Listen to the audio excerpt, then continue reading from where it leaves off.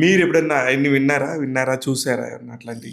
Sir అంటే చిన్నప్పటి నుంచి చూస్తా ఉన్నాను, బట్ నేను ఎప్పుడు ఫేస్ చేయలేదు కానీ పర్సనల్గా. బట్ 100% సార్ అక్కడ ఎక్కువ ఉంటుంది. అండ్ స్కూల్లో కాలేజ్లో కూడా ఇది నడిచేది సార్.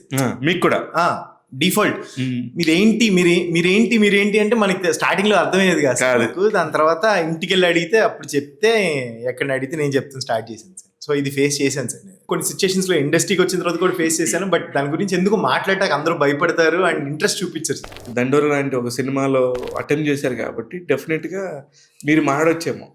అంటే నేను అంత స్థాయి రాలేదు సార్, నాకు భయం. నేను బేసిక్ గానే కాంట్రవర్సీకి దూరం. ఇది కాంట్రవర్సీ అంటే ఇండస్ట్రీలో ఇంకా అంత స్ట్రాంగ్ పొజిషన్కి వెళ్ళిన రోజు మేబీ 100% వాయిస్ రేస్ చేసి మాట్లాడతానేమో సార్. ఎందుకంటే స్టార్టింగ్ లో చాలా ఇబ్బంది పడ్డాను సార్. అవునా? ఇక్కడ కూడా ఇండస్ట్రీలో కూడా?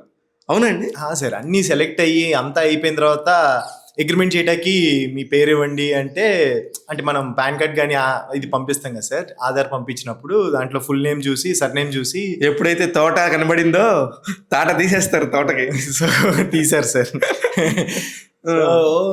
ఓకే మేము మా అబ్బాయి అనుకున్నాం కాదా, ఓకే సరేనా మళ్ళీ చెప్తాను.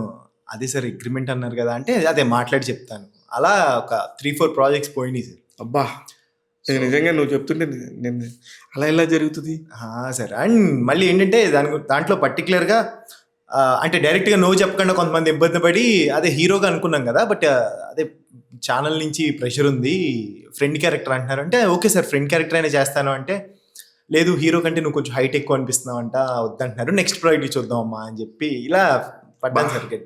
గట్టిగానే అనుభవించావు సార్.